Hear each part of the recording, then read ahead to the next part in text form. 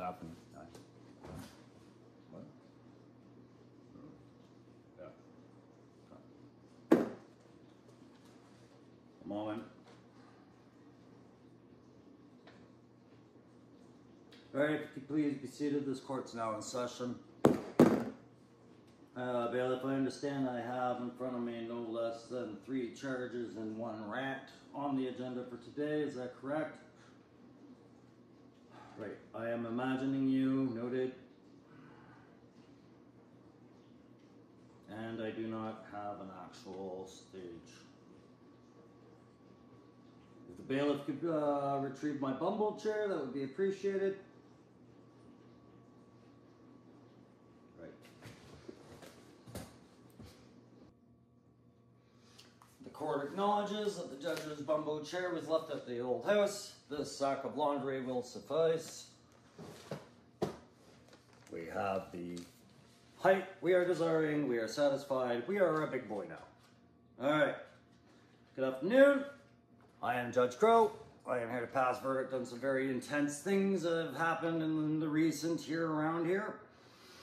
I'm here to do so with my authoritative and final decisions on the accusations and charges laid on the subjects. I am to understand that I have, I believe, like I said, 1, 2, 3 defendants in this case, and the accusations range here. So we are going to go through the first 2. Clear, I have a rant at the end? I do. Good. All right, so the first today on the first agenda, if the defendant would please rise. McFarlane Toys, Rob Zombie, have a look. I understand that this arrived yesterday via pre-order through McFarlane Toys. I received this. Yeah, I was committed to credit card charge to the credit card. I don't know why we're talking about all this. Got you're not even there. So, what the charge is against him? Embezzlement? I'm not reading. That's Rob Zombie. Embezzlement. It says only a microphone and a special card included in the packaging. If we could pull up Exhibit A. This is the damaged, well, opened packaging of the Rob Zombie Music Maniacs Metal Collection from McFarlane Toys. All right, make sure that the all exhibits go on display further, and we'll have a look at that. And I am to understand that this is the card in subject, the only other accessory included other than a microphone. Is that correct? Still imaginary, yes, but correct. It does have a back to it that appears to have some sort of signature device on there of Rob McFarlane's signature, it would appear, but it is a numbered card of 6200. Noted. Okay, so I do see that there is a countersuit pending against me for opening a limited edition. Interesting. All right. We are going to dismiss this particular case, as I do find that the substantiation is unfounded. There was no embezzlement. Rob Zombie, the 6-inch figure from McFarlane Toys, Music Metal Maniacs, was in fact only provided with a stand, a microphone, and a card. Therefore, while he may look unequipped, the concept behind this is that he is a very menacing and very Rob Zombie dark-looking figure. Therefore, I would have to rule that out. He is not embezzling. He is not stealing any kit away and putting it anywhere. Clearly, whatever funds you were expecting that were spent on the extra stuff was spent on making a sick jacket and glass face. Sorry, not glass face, but painted face and scarf. Dismissed. Or carried over for that stupid countersuit of opening a limited edition. Well done. All right, next case. I understand this one's going to sting because it is somebody we know here on YouTube who's been accused of impersonating an officer. Mython the Python. If you could please rise. Yes. These stickers were submitted into evidence as a character witness of advertising the officers in question, I suppose, but also of just being an awesome dude. Exhibit A in this case, Exhibit B, and Exhibit C. All character references. Speaking strong of character, strong of creation, and sick as fuck. Very good. Court appreciates such things being sent to them to speak to the character of the person being in the defendant position. However, I also have evidence to substantiate the charge of impersonating an officer. We have 3 photographs of people impersonating a TIE fighter pilot, and an Imperial gunner. However, the court's not about to just cave in to the pressure of being told to charge these fine gentlemen with such a heavy-handed charge without first investigating. And upon investigation, I do see that these are members of the Alabama Garrison, and that they are affiliated with Children's Cancer. Under the charge of impersonating an officer, I refer you back to 1979, Kenner versus Blackball beats them all, and 1980, Nananui, wherein these claims are substantiated under "Cause I Said So" and the claim of a club and charity. An amazing human being factor. Mython the Python. I know not just only find you innocent of all charges, I carry this case over for possible accommodation. Dismissed. Next case. Hasbro, are you here? We never know. I assume, I hope, but we never know. Make sure this gets to their legal team so that they are prepared, because I have a feeling this one's going to be carried over as well. The Cobra Stinger. Do we have the Cobra Stinger present? We do. Okay, let's pop it up.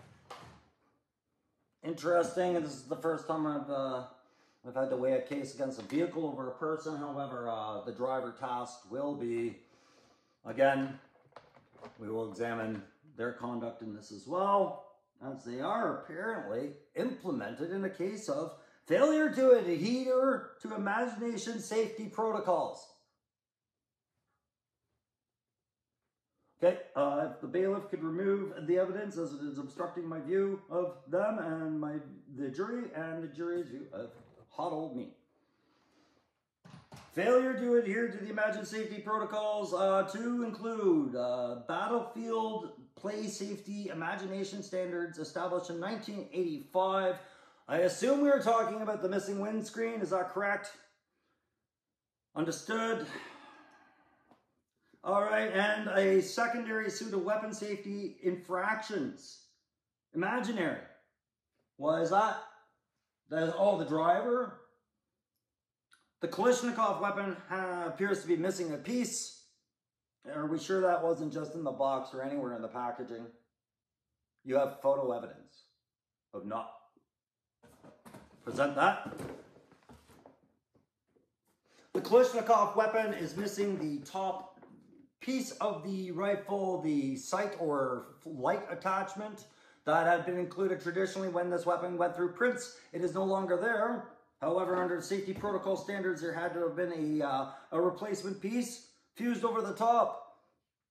This weapon is deemed dangerous. Therefore, I will suspend any further judgment on this vehicle and its driver. I'm going to carry this over to the highest authority, which is Crusty Old Crow Tactical Perspective, for his next review on case 120. Bailiff, escort him out of the building. Is it time for my nonsense? All right. I hereby find everyone guilty and susceptible to Deadpool Wolverine toxicity and possible overdose risk. It is the court's decision to thereby counterbalance such a threat at our current level until those levels go down to a safe and manageable, but most of all, rational perspective, I will give you all a dose of anti-hero rationality and expose. Today's anti-hero I want to discuss is probably one of my favorite characters in comics within the last 20 years. Not necessarily for television, but television was impactful as well for this character. The actor himself received a lot of praise and was actually asked for the role. I am, of course, talking about Robert Kirkland's The Walking Dead, and to another degree, AMC's The Walking Dead TV series, Negan.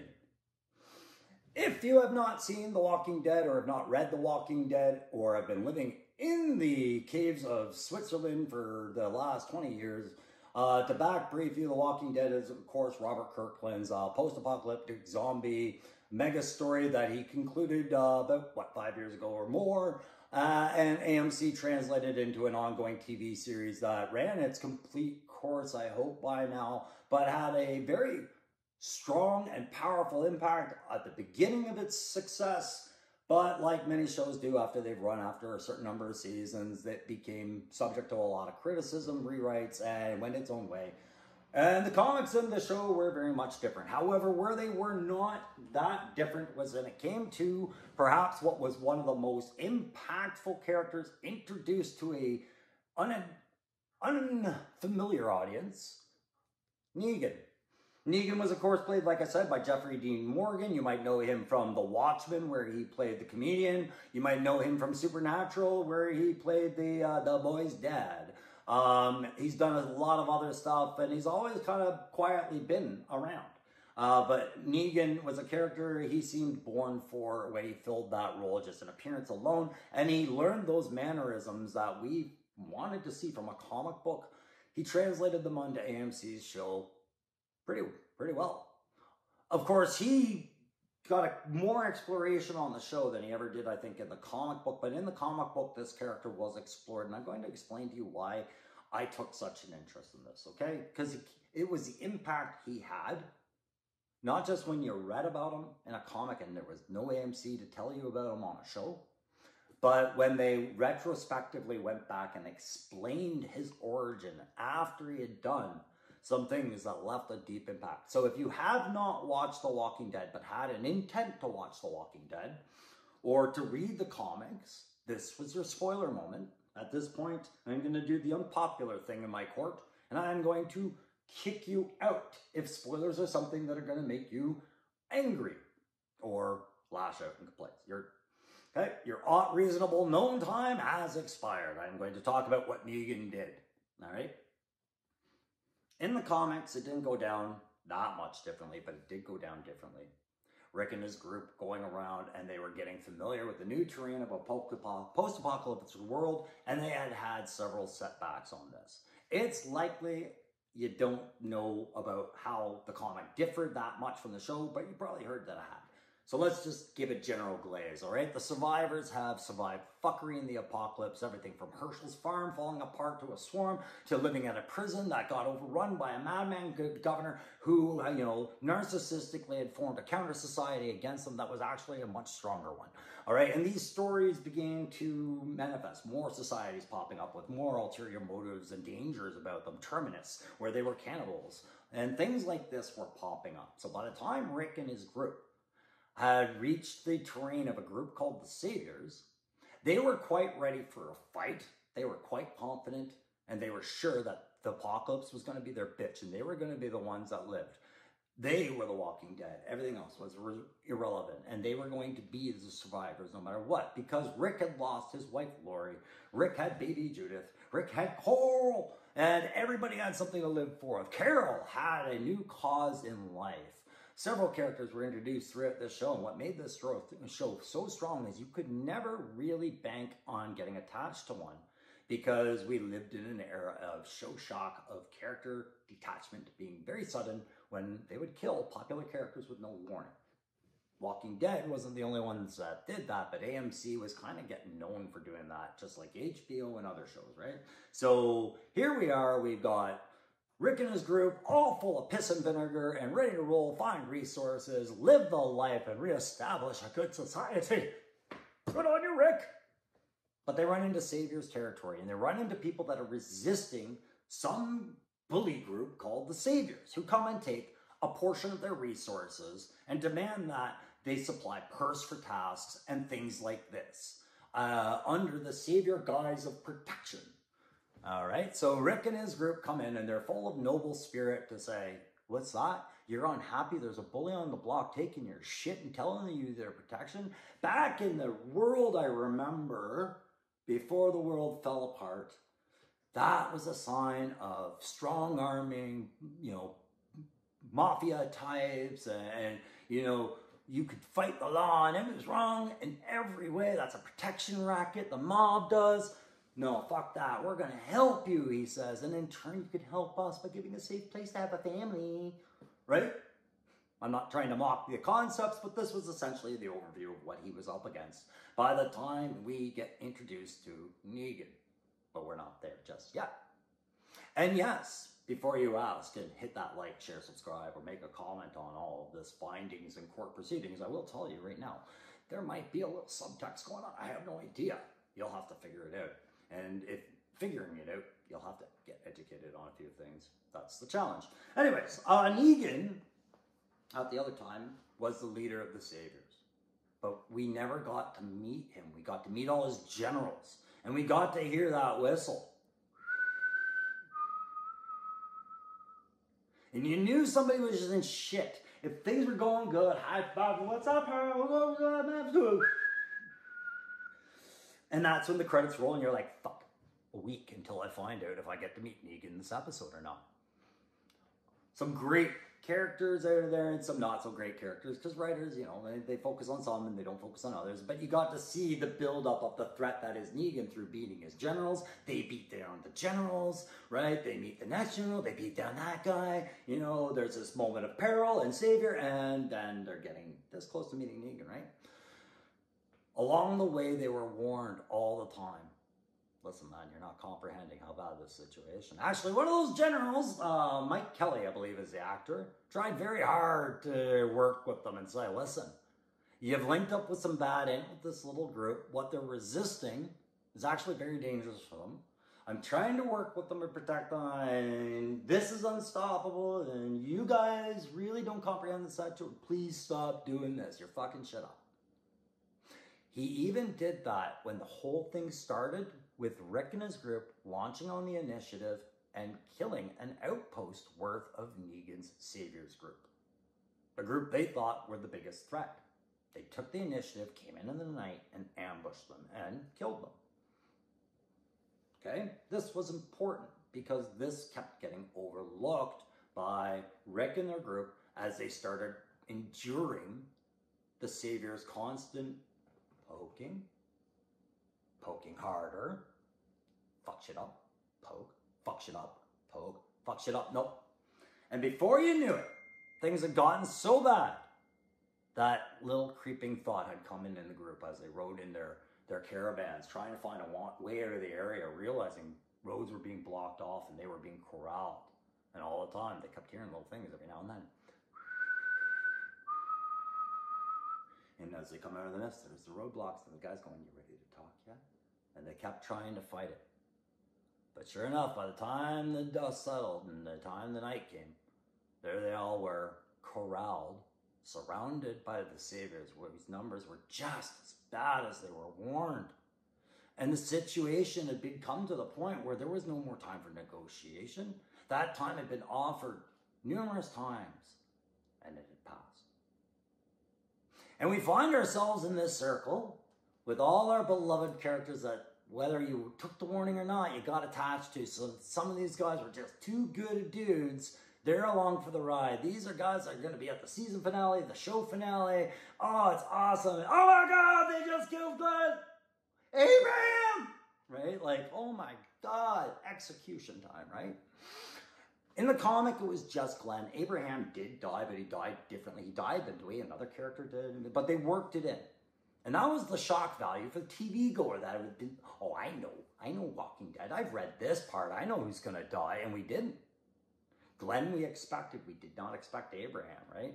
And then when we got Abraham, we thought, oh, it's a rewrite. They're not going to do Glenn now. And then they're like, surprise, motherfucker. And we're like, ah, you did too. What the fuck? Negan's badass, right? Like Negan was this guy coming out of his trailer, had this beautiful monologue, asking people, we pissed our pants yet? Right? And he goes on this villainous tirade, does this executioner. And in between all that offending text was this subtext. You were given every goddamn chance to avoid this. Why? Why wouldn't you? Time's up on that. Meat pie in the oven. So anyways, pardon me, I had to have that meat pie and then I had to go watch a live stream of really current events. It's awesome. I love this week. But anyways, let's talk more about Negan because he really kind of fits a few roles that I'm seeing these days. So Negan's standing there, he executes Glenn, he executes all of them. And everybody that was a fan of the show threw up. Bro, that was too violent. Oh my God, AMC, what did you do? They saw feedback. It was too much. It was too real. It was too gross. It was too much of a shock value. Negan's on the scene and he was not well received. He was the worst villain anybody had seen at that point in that show, right? The governor looked like goddamn strawberry shortcake by comparison to Negan. So Negan's now the savior and he is whipping Rick down. Pardon me. Yeah, we're going rough on this one because I got to finish this. So Negan's whipping Rick down like a broken dog so the rest of his people can see who's actually in charge. He's quelling that crowd and he's curbing any idea or hope that they would ever turn on him and get the upper hand. Throughout the seasons, we watch Negan become the biggest problem Rick can have, and he obsesses over overthrowing him. And you know what? The very last thing Rick did to Negan right before Negan came to light and went, hang on, you got a point about this society thing. Maybe I have been looking all wrong. He cuts his throat and fucking throws him in jail. Like, if you're going to live the rest of your life in jail. Right? Rick won the fight for just the last second. It caused so much devastation and everything, but he was caught up in the moment of winning this fight and being done with this Negan argument. He didn't recognize the moment where Negan lost the fight and went, hang on a second, I kind of see what you're saying now. If we work together, we could. That's right, motherfucker, die! Right? It wasn't Rick's finest moment. It was definitely Negan's turning point for just a moment. It was his Achilles heel, was suddenly he had rationality. That was his Achilles heel. Being rational almost got him killed. And that was the point of the Negan character. You had to be a comic fan or stick through that show to pick up that issue of Here's Negan, which I've put off to the side. And here's Negan. There it is. Here's Negan. No. Here's Negan. What we learn about Negan is maybe you could have been Negan, maybe I could have been Negan. Negan was a flawed guy. He wasn't a very good husband. He liked to be there coaching kids because he was a high school coach. You know, his wife and him had this bad tumultuous, they were screwing around and everything, but when she got cancer, he woke the fuck up and realized he loved his wife. He was such a flawed character. Everything was coming to a head, and then the zombie apocalypse comes while he's sitting, loving his wife on her deathbed, wishing he was a better man and all of these things, but the zombie apocalypse comes, and she dies. Well, he watches everyone die around him. Every time, the day that apocalypse came, every time he linked up with somebody, they had some critical flaw that would see them killed. They were too inquisitive. They were too scared. They'd panic. They'd freeze. They had bad instincts and bad priorities. No matter what it was, no matter who Negan tried to link up with to get through the apocalypse after his wife died, he couldn't even concentrate on that. He had to get through the apocalypse. Everybody fucking died. He just watched his wife die right when he realized how he actually felt about her. He had a moment, he had an epiphany, and he watches her die. And every single person he meets after themselves goes and gets themselves fucking killed. That resonates through anger and the phases of grief into I can spot somebody incapable when I see them. If they're gonna live, it's gonna be fucking me that gets them through it, so they'll do it my way. It comes to a head when Negan, still not the man in charge, links up with a group, and the group has normalized the rape of a couple of females within the group. They just, hey, I want to live, so they'll rape me, and that'll be that. Negan kills his way to the top, screaming about how unacceptable that is, that a woman be desecrated like that, and that a group accept that as their standard. Now, we know in the show and in all this, Negan had multiple wives, but the thing was, he always just kind of put a problem in front of them where they had to choose him. He never forced their hand. He was an intelligent man, and he knew how to build the empire that was perfect for him, because he got carried away with his power.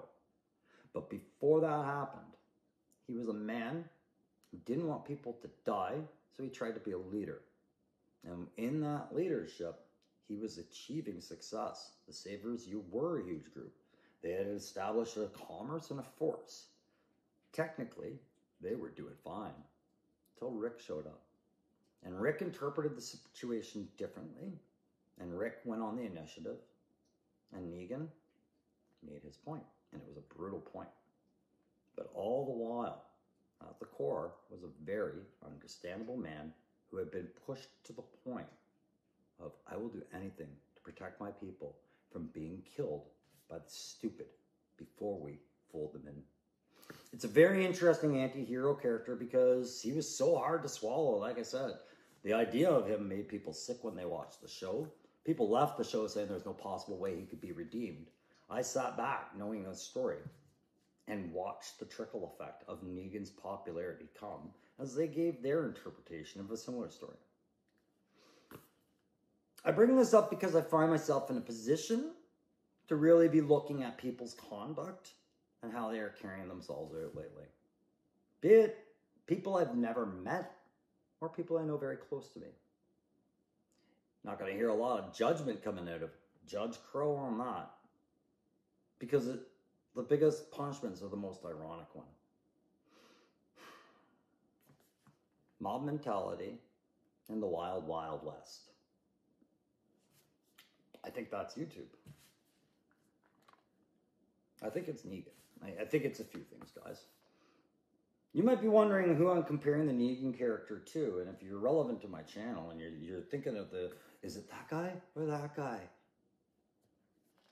Well, maybe it's a bit of both. Both two good men, but positions, right? Someone's coming out the bad guy, but that is at the core of who they are, you know? I don't want to judge, and that's why I'm not jumping on lives and making comments, and that's why it's not really the subject of much that I want to say, because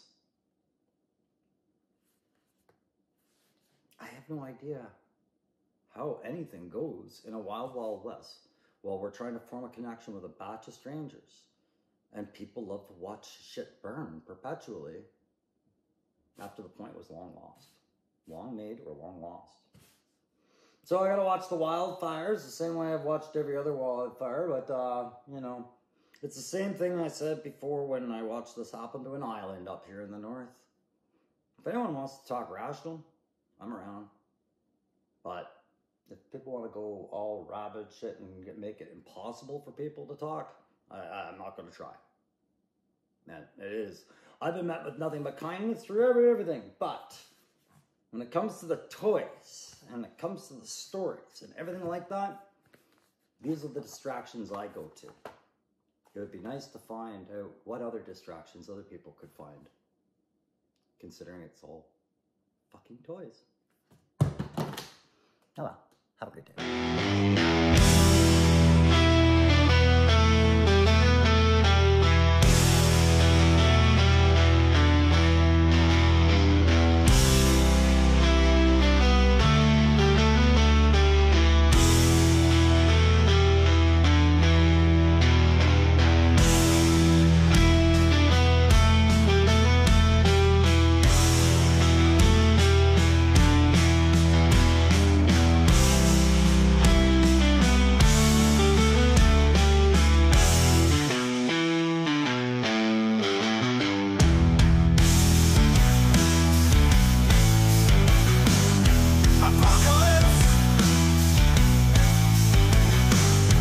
Apocalypse.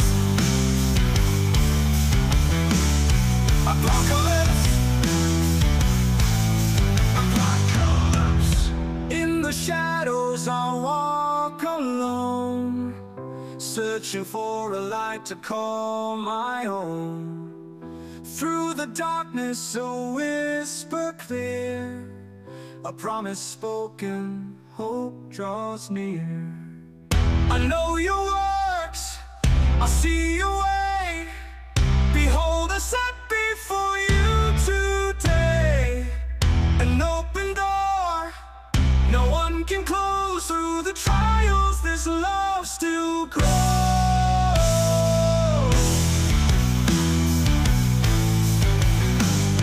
Apocalypse. Apocalypse.